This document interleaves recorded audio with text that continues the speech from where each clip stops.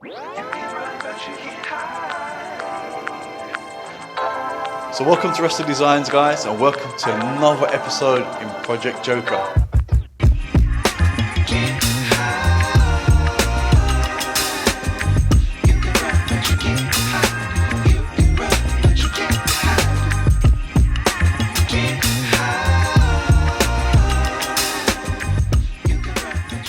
Now in this episode I'm going to be covering wiring, and guys, am I going to be covering wiring? There's going to be a lot of wiring going to be taking place, because what's going to be happening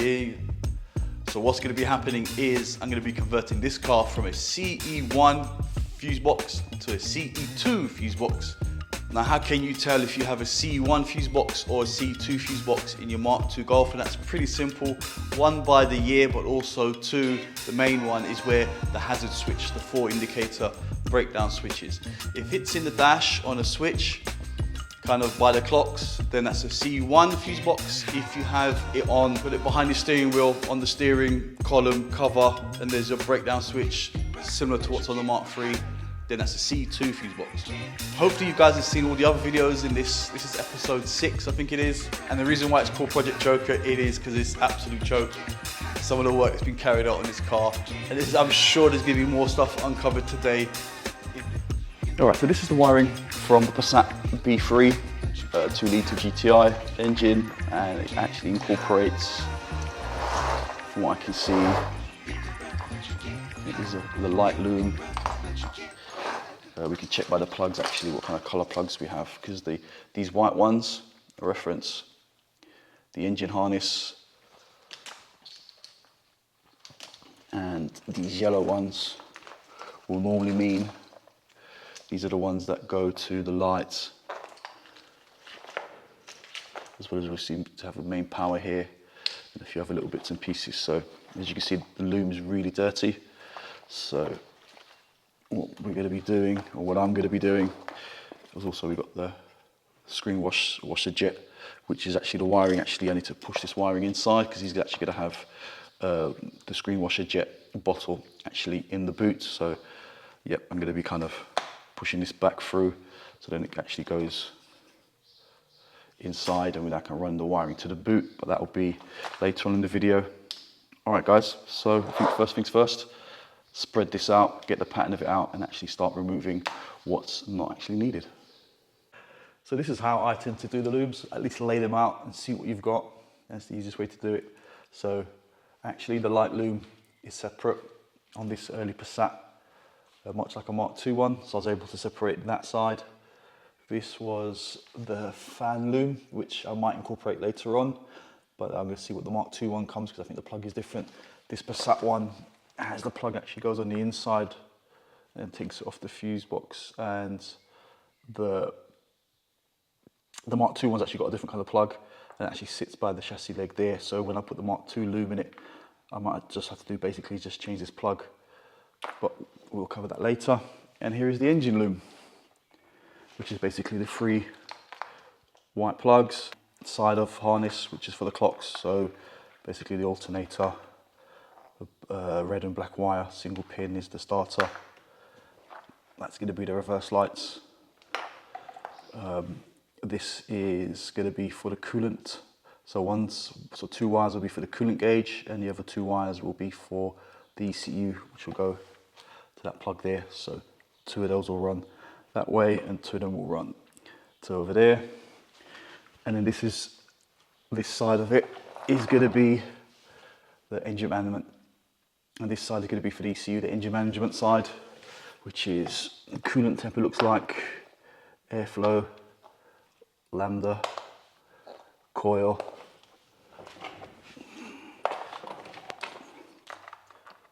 idle valve, injectors,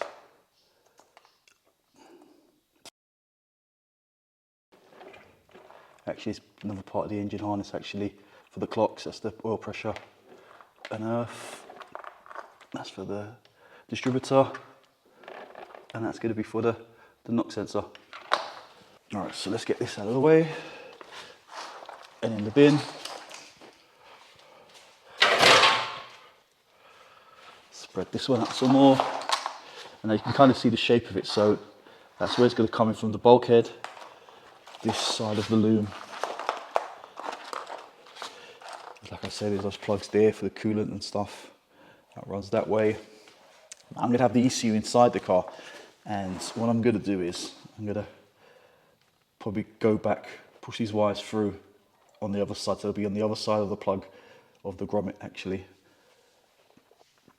and these ones will run inside the car and come up through the other side, because what I'm planning to do, try and keep the car as clean as possible, not super clean, but at least, you know, minimize the wiring section. So basically the wires will come up from the grommet there, run along, go to the engine side, go to the coil, and it'll run on the inside. The ECU will be beneath the central console. It will run along the back, and then it will come out of these grommets here, which will then go for the EMS meter, the lambda sensor, and all that kind of stuff. And I'll also do the same with the light loom. So the light loom will come out the other grommet, run along here for this side, and then the wiring will run along the back. I might have to extend it so it reaches here. But yeah, that will be later. So first things first, what I'm going to do here, I'm going to, with some cheap insulation tape, I'm just going to tape it up so they don't lose the shape too much. And I'm going to remove all this old mummified Egyptian mummy kind of looking tape on it. And then give the wires a good clean down as well, so they're not greasy. So that's what's all being removed from the loom. So like I said, I've given it a wipe down as I kind of remove the tape, and also put in a little bit of tape so it keeps its shape to start off with, because it's a lot easier with these little bits. So to recap, that's what goes inside the fuse box, comes out the firewall, this runs along, it goes to the battery, it goes to starter motor, reverse light, or pressure switch, and oil temp. That's the coolant temp for the clocks and the ECU. And as you can see, that would normally run then along the top of the firewall. That would then go across the firewall to the engine. So the first thing I'm going to do actually is going to change, is going to be coming here to plug G1, which I've labeled already, which is this one here, and pin 12, which is that bottom one there, is this green and black wire. That is the RPM signal. Now, we're using Mark II clocks. It's not going to get the RPM signal from the ECU. So what I'm going to do is I'm going to follow this wire, which is going to run along here and up along here, as you can see. And it runs past this plug. This is the plug for the coil. Now what I'm going to do is I'm going to cut it around here somewhere, so I've got a bit of length and actually have it there. And the reason why I'm going to have the RPM wire cut and coming here where the coil plug is, because I've modified the Mark III coil to accept, as you can see, I've soldered the wire into that pin there, and basically so it'll come here and it'll just plug straight into that, and it'll get the RPM signal for the clocks off that there. So that's the first thing I'm going to do. So with your voltmeter, put it on the continuity setting. Put that on there, because there is actually 2 green and black wires. It's better be safe than sorry. Make sure you've got the right one, which we do. So there we go. It's the first of many modifications to be done. So that's going to be for the RPM for the clocks. That's sorted. That's the coil. So this is where I'm at so far. So I don't want to lose you guys within this process of what I'm doing. So as you can see, there's been a slight change. So what I've done is, if you can imagine, that's the firewall, the bulkhead.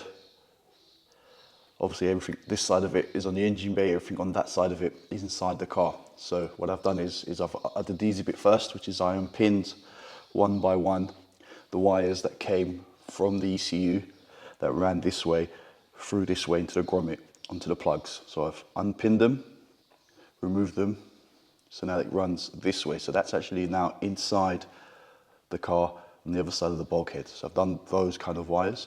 There was actually 3 wires that ran from here along there and then down here, which went, 2 of them went to the coolant temperature switch, and 1 was the earth that went to the battery. So I kind of depinned those, push them through, so now they come through there as well. So that's that side of it now. So now what I need to do is basically, you see this loom that comes up here, some of them run this way, but then also some of them come from the plugs, go to the ECU. Now I need to de-pin these and make those wires run up around that way and come this way so that they run again on the inside of the car, and they end up those wires there, if that makes sense. Just these ones that do that 90-degree bend turn, they need to do that way and come around. So that's my next thing now, is actually de-pinning, and I might need to extend some of them as well. So there you go, guys. It's kind of the next stage of what I've done so far. So I've managed to get all the wires that went along there all the way and through the grommet. So now you can see what is what, basically. So that side of the grommet is inside the car, which is the fuse box plugs, the ECU plugs, and also that is the air mass meter, the TPS, lambda sensor, and the air temp sensor. Those have to be extended, but I'll do that once I've fitted it into the car. I can see how long I need to extend those by. This side is done. Again, I haven't taped it up, so I can actually work out. I'm going to fit that through the car. And this is the side that goes to the engine. That's for the coil and the RPM. And the rest, again, like I said, I'm going to fit this loom in the car now, and then I can actually work out the best way to tape it up so it looks the neatest.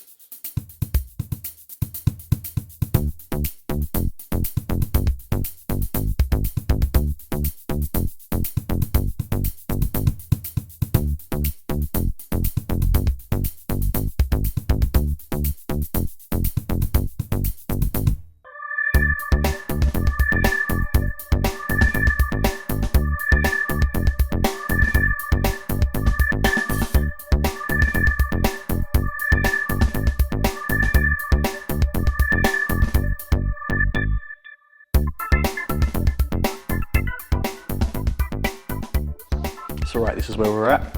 You can start to see it's taking shape.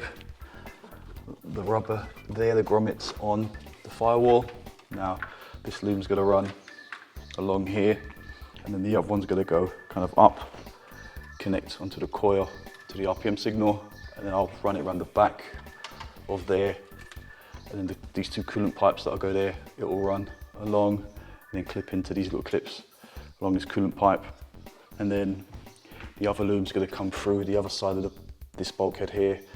So I've also done the other side of the loom. So I've plugged in the coil, the RPM signal, run it along here, clipped it all in with all the little clips on the coolant pipe. So it runs to the oil pressure, the earth, the distributor, and the Hall sensor. And then the NOx sensor wire is here, which I need to get a NOx sensor for a new one. And that is pretty much it. So that's that side of it all done. Now all I have to do is going to be doing the other side, which I've done already. I've just put this on here, the airbox. I'm not going to keep this like this. Obviously we're going to tidy this all up. So I've just done this so I can extend the wires for the air mass sensor, the air temp, the TPS, and hopefully down there you can see for the lambda sensor as well. So those are all done and taped up, and goes through one of the grommets here. Let's see if I can get a light on there.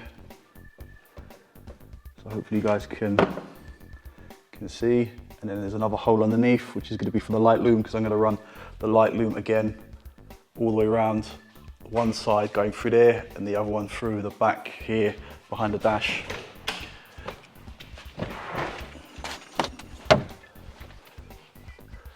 As you can see, the wiring loom, I've removed this little air vent so that I can actually get behind there to put the wires, but it'll clear the air vent comfortably. It runs and just runs along there and then goes through, and the light loom will do the same, go above the top, and then it'll kind of go through the second hole that's down there. Also put the loom going up over the steering column, down, and then goes there. That's where the plug is for the ECU, because that's where the ECU is going to sit here. And there's the wires all ready for the fuse box. All right, so that was very long-winded, very time-consuming, loads and loads of hours to get that loom done like that. Now, like I said, time to clean up the light loom, which is here. So I'm just going to spray it with some cleaner and jet wash this down, dry it, and then see what needs to be repaired, tidy it up, just wrap up over the plastic that's there so it looks a lot neater. And like I said, we'll get it running. That hopefully that won't take as long, as much modification as the rest of the engine was. All right, let's crack on. So definitely this episode is non-stop with wiring. And it seems like when I move on to the next thing, which is going to be the light loom. So this is the engine bay light loom. As you saw earlier on, it was in a pile, all looking very dirty and sorry for itself. So I've given this a jet wash with some detergent, and also then I've wiped it down by hand, again with some multi-purpose cleaner to get it as clean as I can get it, to bring it up. And I think it's actually worked quite well. So now, modifications to this loom. So this is the side that comes out of the fuse box that runs along the chassis leg, and those goes to that light. So that's the light, the horn, as well as on here we also got the fan stuff. So that's what we're going to keep. If you saw earlier on in the video, I had the wiring for the fan from the Passat, but like I said, I'm going to use this, just so much more OEM-ish. Now, if you've noticed, the car doesn't have a screen wash bottle in the engine bay, and it won't have. So this is the plug for that. So I'm going to actually deep-in it and actually push it back through so it comes out onto the inside.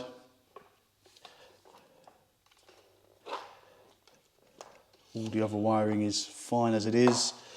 Now, the main difference that has to happen is this one would normally run along the back of the bulkhead. So it would kind of go up along there, then clip onto around there, come around the chassis leg, the suspension turret, sorry, come down and run along here, and then feed the lights on this side. But that's not what's going to happen here. It's going to run along the inside behind the dash or underneath the dash. So what I'm going to do is I'm going to have to literally strip this down from here and there and actually deep-in it. And what I want to do is basically move this wire, all these wires, so it's on this side of the grommet, basically, on this side of the grommet, so then it can run along the inside. So that's the only modification, I say, the only modification this loom needs. So it's time to cut all this, well, most of this actually insulation, this plastic cowling off, especially on the inside part, so it's more flexible, as well as this stuff's going to start rattling and vibrating on the behind the dash. So they're definitely going to remove the part that goes behind the dash and then put the felt tape on it, so it's a lot more resistant to sounds and vibrations. All right, so like I said, I'm going to cut off to here, figure out the wires that go to there, deep-in them, and then move it around. So that wasn't nowhere near as bad as I thought it was going to be. So the loom is done, more or less. So as I said, that side hasn't changed. The only thing that has changed actually is I've actually put the wiper loom on this side, because normally the wiper loom actually goes with the engine loom. God knows why, but I've actually, so the engine harness is the engine harness, and the light harness now will incorporate the wipers. And as you can see, this originally was running through the grommet. I deep-inned it. That's on the other side of the grommet now. Also for the washer bottle and the windscreen washer, cut it and I've repinned it, and it's here on the inside now. So I'll find a male version plug, and it will plug and run to the back, because I think the washer bottle, the owner's going to put that in the boot. I've taken the plastic off and done felt tape up to around there. If I need it a bit longer, I will. I've also put a grommet on there, which I will tape up once I know the exact location of where it needs to be. And that's the other side. So now basically is push everything through that small little grommet hole and wire it all in.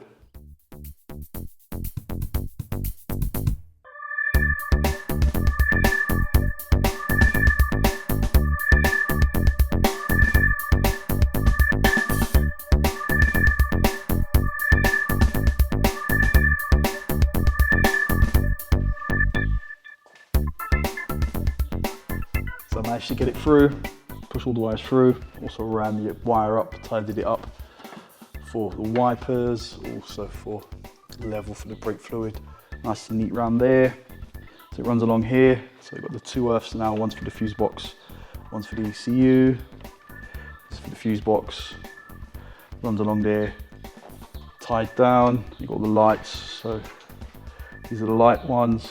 That one goes down for the horn and the indicator, which is there. The blue one's for the indicator, the white one, sorry, the white one's for the indicator, the blue one's for the horn. Also got these nice little clips to hold it in place. And this is the other side. Again, got a nice little clip to hold it in. Basically these are for the lights, that's for the motor if you have it, the height adjustable ones, and the indicator, and that's it, and it runs around with 2 grommets on that side because naturally there's 2 holes. So moving right along, gonna start with the interior loom. This video definitely feels like it's never ending. So this is, I've kind of already covered it up in felt tape. I like to do that.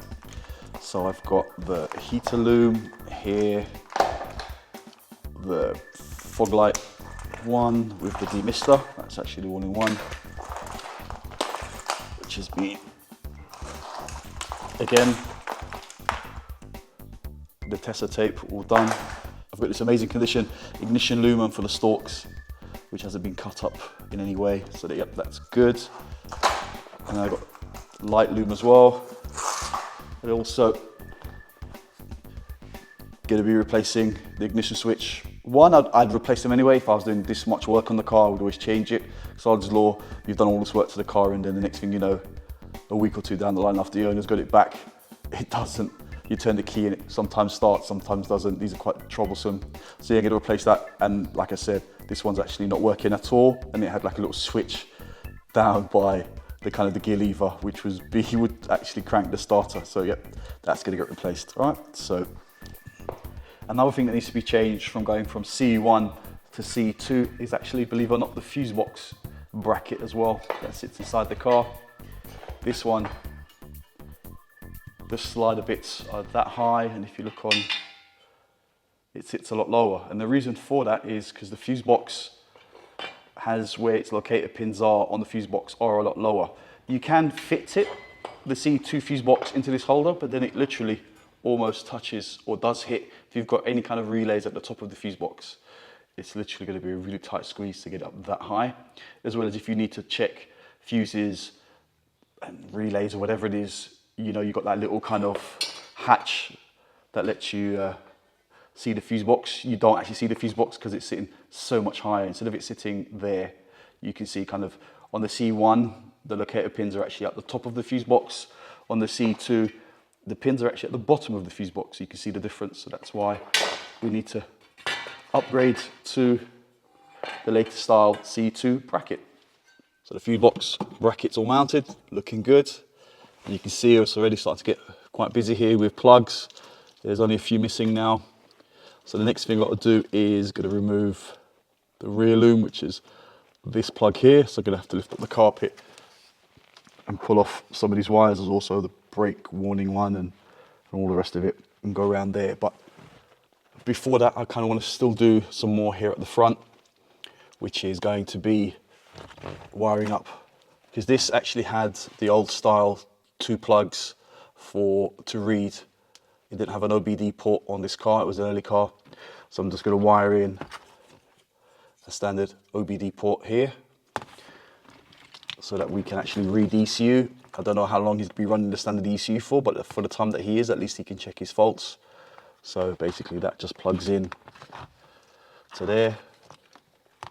It just makes life a lot easier to fault find if there's any issues and stuff, and then basically just need to wire this up to a constant live and an earth, and it's pretty straightforward.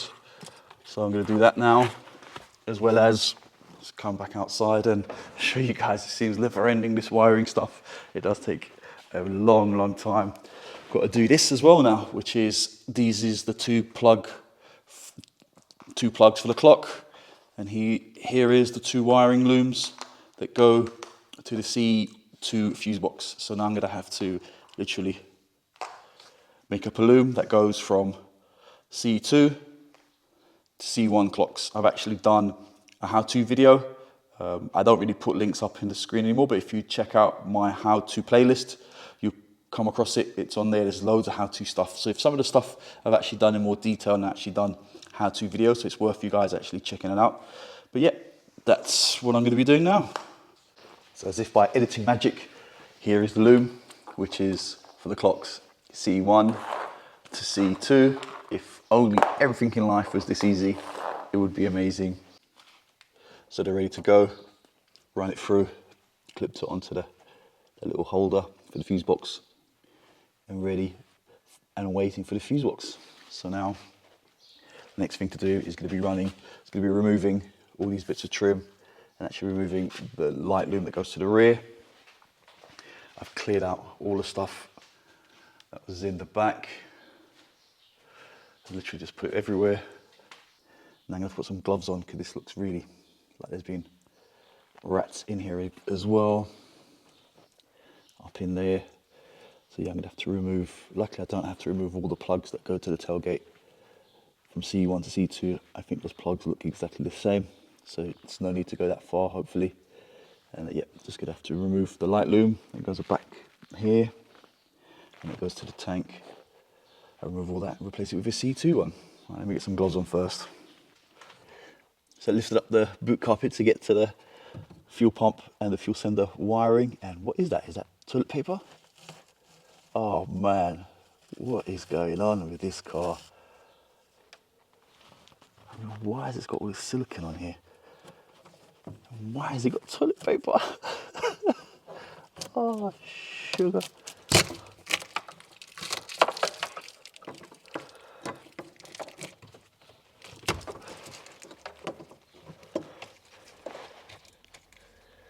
Wow. So here's one very clean C2 rear light loom. Now, this is obviously from a carburetor car or from a diesel. I can't remember which, but I don't have the extra plug or the extra wiring here for the actual fuel pump, so I'm going to have to add that one. So run the wires through for the rear, and that's then there. All the rest of it just kind of all plugs in, which is fine. So kind of done 90% of the wire loom. The only bits I haven't put on are the bits which are going to be like for the light switches, the brake light switch, and a few other little bits and pieces. As you can see, it runs along. Plug them in. That's all kind of run along there. So bits that are left to do will be covered actually next week's video, or in the next part 7, which is basically going to be put on the stalks, putting all the rest of the switches on, also going to put the F-strap, the power strap, put the battery in place, kind of start finishing bits off, and then actually testing the whole lights and all the indicators and the wipers and the brake lights, and make sure electronically it all kind of works and that there's no issues. So that'll be in the next video, guys. So please subscribe, please comment, please like. Likes are free. Peace out, guys.